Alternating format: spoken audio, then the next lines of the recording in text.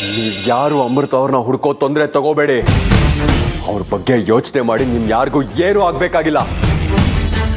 ಅವ್ರು ನನಗೆ ಬೇಕಾಗಿರೋದು ನಾನೇ ಹೋಗಿ ಹುಡ್ಕೊಂಡು ಬರ್ತೀನಿ. ಅರ್ಜುನ್ ಅರ್ಜುನ್ ನನ್ನ ಮಾತು ಕೇಳಿ ಹೋಗ್ಬೇಡ ಕಣೋ. ನಾನು ಯಾರ ಮಾತನ್ನು ಕೇಳೋದಿಲ್ಲ, ಯಾರನ್ನು ನಂಬೋದಿಲ್ಲ. ನನ್ನ ಭಾವನೆಗಳ ಜೊತೆ ಆಟ ಆಡ್ತಾ ಇದ್ದೀರಾ ನೀವುಗಳು.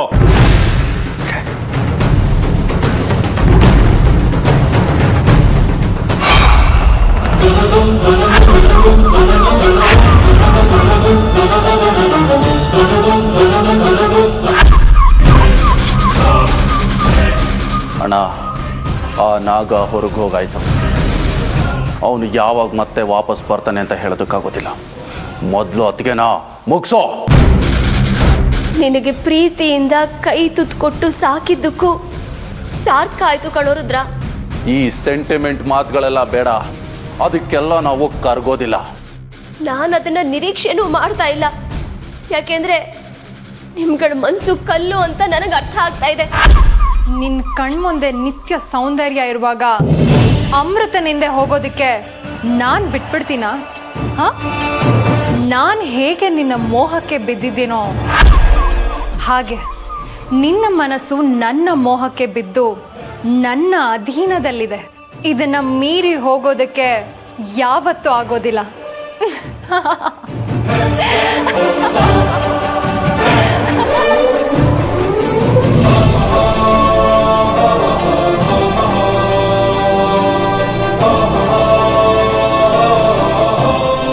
ನಾನು ಹೇಳ್ದೆ ತಾನೆ ಸ್ವಲ್ಪ ರೆಸ್ಟ್ ಮಾಡು ಅಂತ. ಸರಿ, ರೆಸ್ಟ್ ಮಾಡು.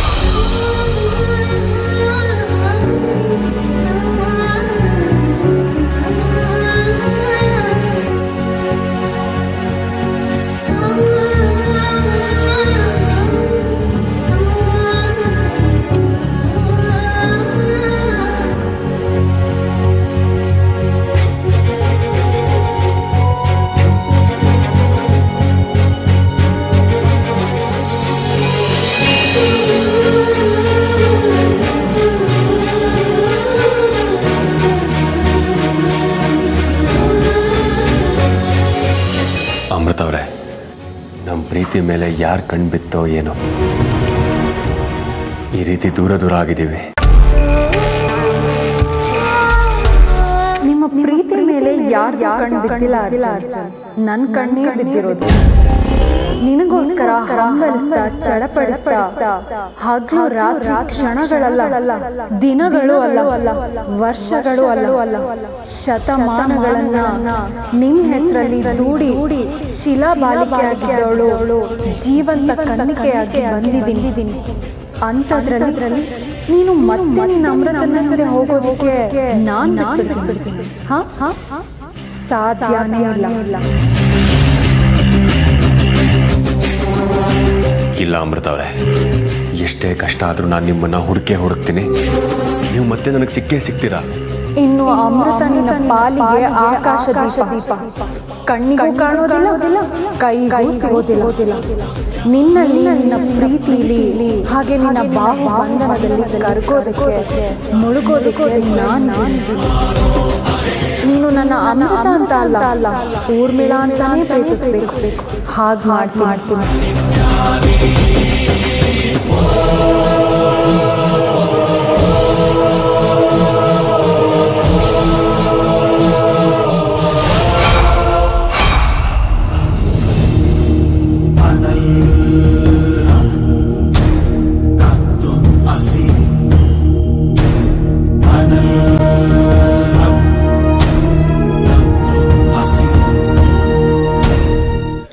ಮನಸ್ಸು ಹೀಗಾಡ್ತಾ ಇದೆ.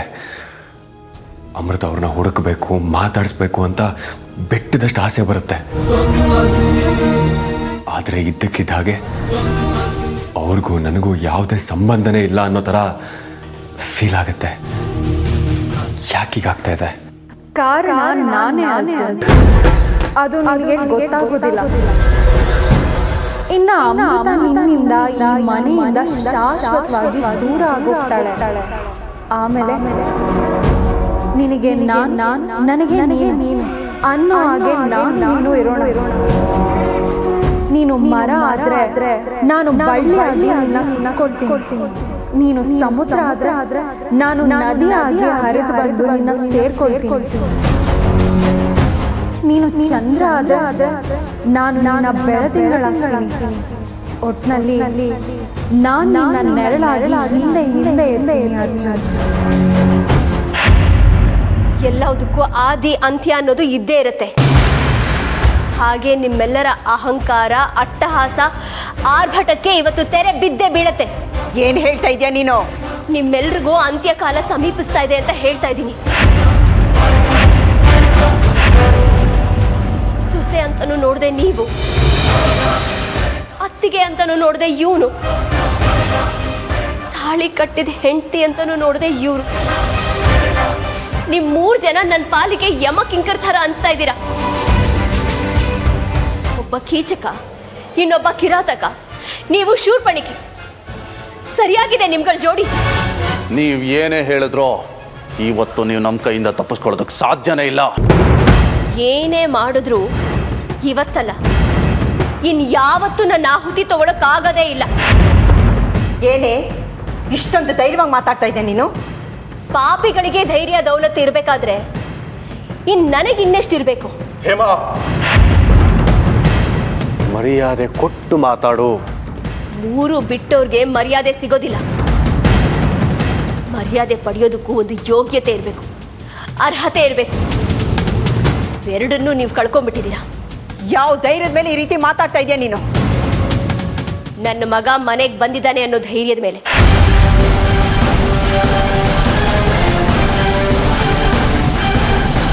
ಈಗಲೇ ಅವನ ಮುಂದೆ ಹೋಗ್ತೀನಿ. ಹೋಗಿ ಇಂಚಿಂಚು ಬಿಡದೆ ಎಲ್ಲ ಹೇಳ್ತೀನಿ. ಆಗ ಅವನು ತಾಂಡವ ಅಲ್ಲ, ರುದ್ರ ತಾಂಡವ ಆಡ್ತಾನೆ ನಿಮ್ಮ ಮೇಲೆ. ಎಲ್ಲ ಸೇರ್ಕೊಂಡು ನನ್ನ ಜೀವ ತೆಗಿಯೋಕೆ ನೋಡ್ತಿದ್ರಿ ಅಲ್ವಾ? ನಿಮ್ಮ ಜೀವನೇ ನಿಮ್ಮ ಕೈಯಲ್ಲಿಲ್ಲ, ನೋಡ್ತಾ ಇರಿ. ಬೇಡ ಹೇಮಾ, ನಿನ್ನ ಕೈ ಮುತ್ತು ಕೇಳ್ಕೊತೀನಿ. ಯಾಕತ್ತೆಮ್ಮ? ಸಿಡ್ಲಿನ ಥರ ಸಿಡಿತಾ ಇದ್ದವರು ಮಂಜಿನ ಥರ ತಣ್ಣಗಾಗೋದ್ರಿ?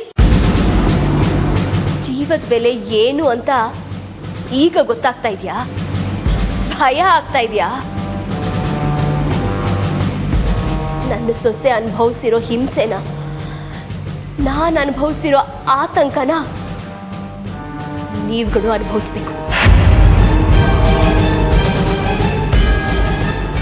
ಇನ್ನು ಕೆಲವು ಕ್ಷಣಗಳು.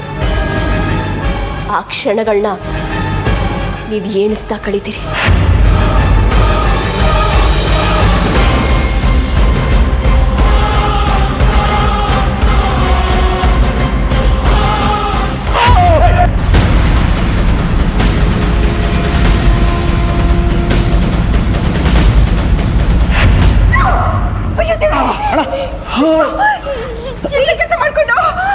ಯಾಕ್ರಿ ಹೀಗೆ ಮಾಡ್ಕೊಳಕ್ ಹೋದ್ರಿ?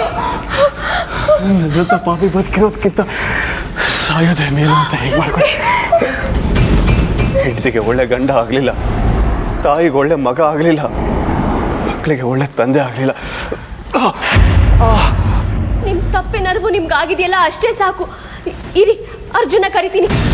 ಬೇಡ ಬೇಡ, ಅವನ ನೀನು ಕರೆಯೋದು ಬೇಡ. ಈ ವಿಷಯ ಗೊತ್ತಾದರೆ ನನಗೀಗಾಗಿದ್ದೇನೋ ಆತಂಕದಲ್ಲಿ ಅವನು ಅಮೃತನ ಹುಡುಕೋದನ್ನ ನಿಲ್ಲಿಸ್ಬಿಡ್ತಾನೆ. ಅವನು ಅಮೃತನ ಹುಡುಕೋದಕ್ಕೆ ಹೋಗ್ಲಿ, ನನ್ನ ಜೊತೆ ರುದ್ರ ಇದ್ದಾನಲ್ಲ ಸಾಕು. ರುದ್ರ, ಕೈ ಮುಗಿತೀನಿ, ನಡಿ ಡಾಕ್ಟರ್ ಹತ್ರ ಕರ್ಕೊಂಡು ಹೋಗೋಣ ಇವ್ರನ್ನ. ರುದ್ರ ಬೇಡ, ನೀನು ಇಲ್ಲೇ ಇರು. ವಿಷ್ಣುನ ನಾನು ಹಾಸ್ಪಿಟ್ಲಿಗೆ ಕರ್ಕೊಂಡು ಹೋಗ್ತೀನಿ. ವಿಷ್ಣು ಬಾ ವಿಷ್ಣು, ನಾನು ನಿನ್ನ ಆಸ್ಪತ್ರೆಗೆ ಕರ್ಕೊಂಡು ಹೋಗ್ತೀನಿ. ಬಾಪಾ ಬಾ.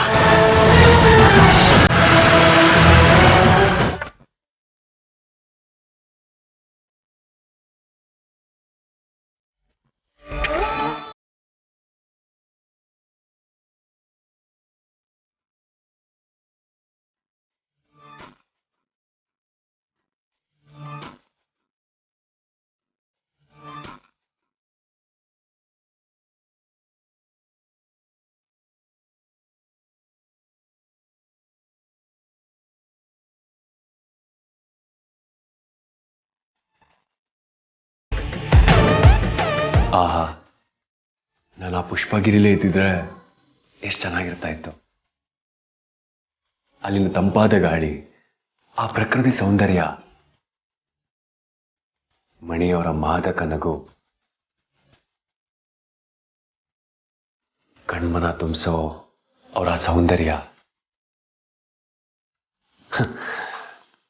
ನಿಜವಾಗ್ಲೂ ಅಪ್ಸರ್ಯರು ಹೇಗಿರ್ತಾರೋ ಏನೋ ಅನ್ನೋ ಕಲ್ಪನೆ ನನಗಿಲ್ಲ. ಆದರೆ ಮಣಿಯವ್ರ ಸೌಂದರ್ಯ ನೋಡಿದ್ಮೇಲೆ ಅಪ್ಸರ್ಯರಿಗಿಂತ ಮಣಿಯವರೇ ಸೌಂದರ್ಯವತಿ ಅಂತ ಅನ್ನಿಸ್ತಾ ಇದೆ.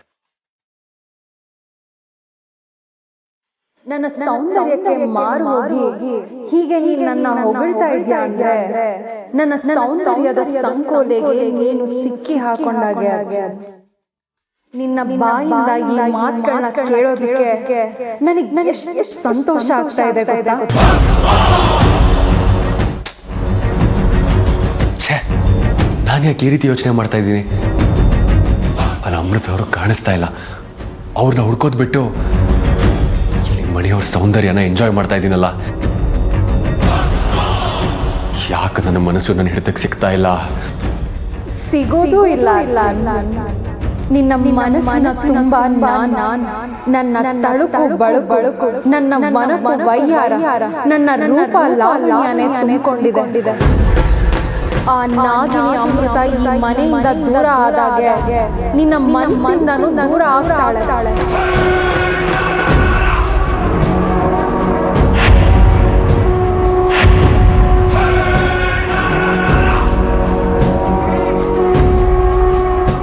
ಅರ್ಜುನ್, ಹೂವಿಗೆ ದುಂಬಿ ಸೋಲೋದು ಪ್ರಕೃತಿ ನಿಯಮ. ಆದ್ರೆ ಇಲ್ಲಿ ಹೂವೆ ದುಂಬಿಗೆ ಸೋತಿದೆ. ನಿನ್ನ ರೂಪನ ನೋಡ್ದಷ್ಟು ನೋಡ್ತಾನೆ ಇರ್ಬೇಕು ಅನ್ನಿಸ್ತಾ ಇರುತ್ತೆ.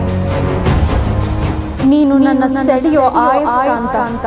ನಿನ್ನ ಪಕ್ಕದ ಈ ಜಾಗ ಇನ್ನ ಶಾಶ್ವತವಾಗಿ ನಂದೆ.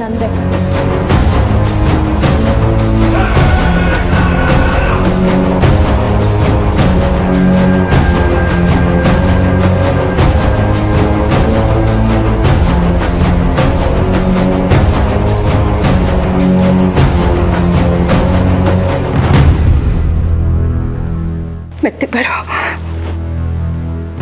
ವಿಷ್ಣು, ಇದ್ದಕ್ಕಿದ್ದಾಗೆ ಯಾಕೋ ಈಗ ಮಾಡ್ಕೊಳಕ್ ಹೋಗಿದ್ದೆ? ಈ ನಿನ್ನ ನಗು ನಿನ್ನ ಸಂತೋಷಕ್ಕೋ ಅಥವಾ ನಿನಗಾಗ್ತಿರೋ ನೋವನ್ನ ಮರೆಯೋದಿಕ್ಕೋ ನನ್ಗೆ ಅರ್ಥ ಆಗ್ತಿಲ್ಲ. ನೋವು ಅನ್ನೋದು ಯಾವುದೂ ಇಲ್ಲ ಈ ವಿಷ್ಣುಗೆ. ನಾನೀಗ ನಗ್ತಾ ಇರೋದೇ ಸಂತೋಷಕ್ಕೋಸ್ಕರ. ವಿಷ್ಣು ವಿಷ್ಣು, ನಿನ್ನ ನನ್ನ ಕೈಲಿ ಅರ್ಥ ಮಾಡ್ಕೊಳಕ್ಕೆ ಆಗ್ತಿಲ್ಲ. ನೀನೇ ಅಲ್ಲಮ್ಮ, ನನ್ನನ್ನು ಯಾರೂ ಅರ್ಥ ಮಾಡ್ಕೊಳ್ಳೋಕ್ಕಾಗೋದಿಲ್ಲ. ಅಂಥದ್ರಲ್ಲಿ ಇನ್ನು ಹೇಮ ಹೇಗೆ ಅರ್ಥ ಮಾಡ್ಕೊಳ್ತಾಳೆ ನನ್ನನ್ನು? ವಿಷ್ಣು, ಇಂಥ ಸಮಯದಲ್ಲಿ ನೀನು ಜಾಸ್ತಿ ಮಾತಾಡಬಾರ್ದು. ಇರು, ಹಾಸ್ಪಿಟ್ಲಿಗೆ ಹೋಗೋಣ. ಡ್ರೈವರ್ನ ಕರಿತೀನಿ. ಡ್ರೈವರ್ ಡ್ರೈವರ್ ಅಮ್ಮ, ಡ್ರೈವರ್ ಯಾಕೆ? ಡ್ರೈವರ್ ಯಾಕೆಂದ್ರೆ ನಾನೇ ಡ್ರೈವ್ ಮಾಡ್ತೀನಿ. ನಾನೀಗ ಹೋಗ್ತಿರೋದು ಆಸ್ಪತ್ರೆಗಲ್ಲ, ಮತ್ತೆ ಬಾಬಾನ ಭೇಟಿ ಆಗೋದಿದೆ. ನಿನಗೇನಾದ್ರೂ ತಲೆ ಕೆಟ್ಟಿದ್ಯಾ? ಇಂಥ ಪರಿಸ್ಥಿತಿಲಿ ನೀನು ಬಾಬಾ ಹತ್ರ ಹೋದ್ರೆ ಏನ್ ಪ್ರಯೋಜನ? ನೋಡು ವಿಷ್ಣು, ನೀನ್ ಸ್ವಲ್ಪ ಯಾಮಾರಿದ್ರು ನಿನ್ ಜೀವಕ್ಕೆ ಅಪಾಯ ಕೊಣೋ. ಅಮ್ಮ, ದೇಹದ ಯಾವ ಭಾಗಕ್ಕೆ ಎಷ್ಟು ಆಳಕ್ಕೆ ಚುಚ್ಕೊಂಡ್ರೆ ಮನುಷ್ಯನ ಜೀವ ಹೋಗುತ್ತೆ ಅನ್ನೋದು ನನಗೆ ಚೆನ್ನಾಗಿ ಗೊತ್ತಿದೆ. ಅಂದ್ರೆ ನಾನು ಚುಚ್ಕೊಂಡಿರೋದು ಜೀವಕ್ಕೆ ಅಪಾಯ ಆಗುವಷ್ಟಲ್ಲ. ನಿನ್ನ ಸೊಸೆ ಬಾಯನ್ನ ಮುಚ್ಚೋದಕ್ಕೆ ನನ್ನ ಹತ್ರ ಇದ್ದ ಒಂದೇ ಒಂದು ದಾರಿ ಇದು. ಅಂದ್ರೆ ಅಮೃತನ್ನ ಮನೆಯಿಂದ ಹೊರಗಡೆ ಹಾಕಿದ ವಿಷಯನ ಅರ್ಜುನಿಗೆ ಹೇಳ್ತೀನಿ ಅಂತೇಳಿ ಹೇಮ ಹಾರಾಡ್ತಾ ಇದ್ಲು. ನಾನು ಸ್ವಲ್ಪ ಎಚ್ಚರ ತಪ್ಪಿದ್ರು ಹೇಳಿರೋಳು ಕೂಡ. ಅದಕ್ಕೆ ನಾನೇ ಆತ್ಮಹತ್ಯೆ ಮಾಡ್ಕೊಳ್ಳೋ ನಾಟಕ ಆಡ್ಬಿಟ್ಟೆ. ಹೇಗೆ? ಅಷ್ಟಾದ್ಮೇಲೆ ತಾನೇ ನಿನ್ನ ಸೊಸೆ ತೆಪ್ಪಗಾಗಿದ್ದು. ಹೌದು. ಇವತ್ತು ಒಂದು ದಿನ ಆದರೂ ನಿನ್ನ ಸೊಸೆ ಅಮೃತನ ವಿಷಯನ ಅರ್ಜುನ್ಗೆ ಹೇಳದೇ ಇರಲಿ. ಮುಂದೆ ಅವಳ ಬಾಯನ್ನ ಹೇಗೆ ಮುಚ್ಚೋದು ಅಂತೇಳಿ ನೋಡೋಣ. ಹೌದು, ತಕ್ಷಣಕ್ಕೆ ಇದೆಲ್ಲ ನಿಂಗೆ ಹೇಗೆ ಹೊಡಿತು? ಶತ್ರುಗಳು ಚಾಪೆ ಕೆಳಗೆ ನುಸುಳಿದ್ರೆ ನಾವು ರಂಗೋಲಿ ಕೆಳಗೆ ನುಸುಳಬೇಕು. ಆಗಲೇ ನಮಗೆ ಜಯ ಸಿಗೋದು. ಅರ್ಜುನ್ ಬರ್ತಾನೆ ಅಂತ ಮೊದಲೇ ಗೊತ್ತಿತ್ತಲ್ಲ ನನಗೆ. ಅವನು ಬರೋದ್ರೊಳಗೆ ಇವಳನ್ನ ಮುಗಿಸೋಕ್ಕಾಗಲಿಲ್ಲ ಅಂದರೆ ಈ ನಾಟಕ ಮಾಡಬೇಕು ಅಂತೇಳಿ ಮುಂಚೆನೇ ಯೋಚನೆ ಮಾಡಿದ್ದೆ ನಾನು. ಇಂಥ ಕ್ರಿಮಿ ಕೀಟಗಳಿಗೆಲ್ಲ ಹೆದರ್ಕೊಂಡ್ರೆ ನಾವು ಹೊಂದ್ಕೊಂಡ ರೀತಿಯಲ್ಲಿ ಬದುಕೋದಕ್ಕಾಗುತ್ತಮ್ಮ? ಹಾಗಂತ ನಾವು ಏನು ನುಡಿಸಿದ್ರೆ ನಮ್ಮ ಸಾವನ್ನ ನಾವೇ ತಂದ್ಕೊಂಡು ಹಾಗೆ. ಖಂಡಿತ ಇಲ್ಲ. ಅವಳನ್ನಂತೂ ಉಳಿಸೋದಕ್ಕೆ ಸಾಧ್ಯನೇ ಇಲ್ಲ. ಅವಳ ಮತ್ತೆ ನನ್ನ ಸಂಬಂಧ ಏನೇ ಇರಬಹುದು, ಯಾವುದಕ್ಕೂ ನಾನು ಕಟ್ಟು ಬೀಳೋದಿಲ್ಲ. ಅವಳ ಸಮಾಧಿ ಕಟ್ಟಿದ್ರೆ ನನ್ನ ಮನಸ್ಸಿಗೂ ಆತ್ಮಕ್ಕೂ ಸಮಾಧಾನ. ಸರಿ, ಹಾಗೆ ಮಾಡು. ಆದರೆ ಇಂಥ ಪರಿಸ್ಥಿತಿಲಿ ನೀನು ಬಾಬುನ ಹತ್ರ ಹೋಗೋದು ನನ್ಗೆ ಯಾಕೋ ಸರಿ ಕಾಣ್ತಾ ಇಲ್ಲ. ಅಮ್ಮ, ನನ್ನನ್ನು ರುದ್ರನ್ನ ಎಷ್ಟೋ ಸಲ ಪ್ರಾಣಾಪಾಯದಿಂದ ಕಾಪಾಡಿರೋದು ಅವರೇ ಅನ್ನೋದನ್ನ ಮರಿಬೇಡ. ಅದು ಸರಿನೇ. ನಡಿ, ಬಾಬಾ ಹತ್ರ ಹೋಗೋಣ. ಅಮ್ಮ, ನಾನು ಆರಾಮಾಗಿದ್ದೀನಿ. ನೀನೇನು ಯೋಚನೆ ಮಾಡಬೇಡ. ನಾನೊಬ್ಬನೇ ಹೋಗ್ತೀನಿ. ನೋಡು, ಹೇಮಾ ಅರ್ಜುನ್ಗೆ ಯಾವ ವಿಷಯನೂ ಹೇಳದೇ ಇರೋ ಥರ ನೋಡ್ಕೊ ನೀನು. ಸರಿ, ಹಾಗೆ ಮಾಡ್ತೀನಿ. ವಿಷ್ಣು, ಹುಷಾರು ಕಣ.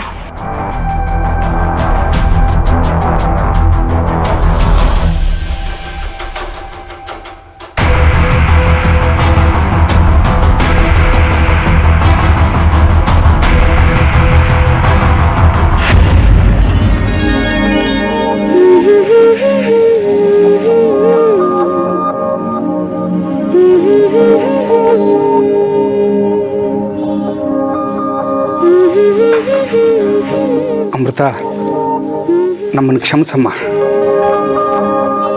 ಕ್ಷಮಿಸೋಂಥ ತಪ್ಪನ್ನ ನೀವೇನು ಮಾಡಿದ್ದೀರಾ ಅಂತ ನನಗೆ ಅರ್ಥ ಆಗ್ತಿಲ್ಲ. ನೀನು ನಮ್ಮನೆ ಅತಿಥಿ. ಅತಿಥಿಗೆ ಆತಿಥ್ಯ ನೀಡಿ ಸತ್ಕಾರ ಮಾಡಬೇಕೆ ಹೊರತು ಅವಮಾನ ಮಾಡಬಾರ್ದು. ನನಗೆ ಯಾರೂ ಅವಮಾನ ಮಾಡಿಲ್ಲ. ಅಲ್ಲ, ನಮ್ಮ ಅತ್ತೆ ನಿನ್ಗೆ ಅವಮಾನ ಆಗೋ ರೀತಿಲಿ ನಡ್ಕೊಂಡ್ರಲ್ಲ, ಅದನ್ನು ನೀವು ಅವಮಾನ ಅಂತ ಯಾಕೆ ಅನ್ಕೋತೀರಾ? ಪ್ರತಿಯೊಬ್ಬರ ನಂಬಿಕೆಗೂ ನಾವು ಬೆಲೆ ಕೊಡಲೇಬೇಕು. ಅದಕ್ಕೆ ತಲೆ ಬಾಗಿಸ್ಲೇಬೇಕು. ನಿಜಾನಮ್ಮ, ನಿನ್ನಷ್ಟು ಪ್ರಬುದ್ಧವಾಗಿ ಯೋಚನೆ ಮಾಡೋರು ಬಹಳ ಕಡಿಮೆ. ಆದರೆ ಯಾರೇ ಹೊಸಬ್ರು ಮನೆಗೆ ಬಂದರೂ ನಮ್ಮಮ್ಮ ಹೀಗೆ ನಡ್ಕೋತಾರೆ. ಪರವಾಗಿಲ್ಲ ಬಿಡಿ, ನಾನು ಅದನ್ನೆಲ್ಲ ಆವಾಗಲೇ ಮರೆತುಬಿಟ್ಟೆ. ಅಮೃತ, ಒಂದು ಮಾತು ಹೇಳಲ್ಲ? ಹೇಳಿ. ನಾನು ನೀನು ನೋಡಿದ ತಕ್ಷಣವೇ ನೀನು ನಮ್ಮೋಳು ಅನ್ನೋ ಭಾವನೆ ನನ್ನ ಮನಸ್ಸಿನಲ್ಲಿ ಬಂದ್ಬಿಡ್ತು. ಆದರೆ ಅದು ಯಾಕೆ ಅಂತ ಮಾತ್ರ ನನಗೆ ಗೊತ್ತಾಗ್ತಾ ಇಲ್ಲ. ಮಕ್ಕಳಿಗೋಸ್ಕರ ಹಂಬಲಿಸದೇ ಇರೋ ದಿನಾನೇ ಇಲ್ಲ, ಚಡಪಡಿಸದೇ ಇರೋ ಕ್ಷಣ ಇಲ್ಲ. ನಿನ್ನೆ ಪೂಜೆ ಅಷ್ಟು ಸಾಂಗವಾಗಿ ನಡೆಯೋದಕ್ಕೆ ನೀನೇ ಕಾರಣ. ಅಯ್ಯೋ, ನಾನು ಹೇಗೆ ಕಾರಣ ಆಗ್ತೀನಿ? ನಾಗಚಂಪ ಹೂವಿಲ್ಲದೆ ನಾಗ ಪ್ರತಿಷ್ಠಾಪನೆ ಪೂಜೆ ಪೂರ್ತಿನೇ ಆಗ್ತಾ ಇರಲಿಲ್ಲ.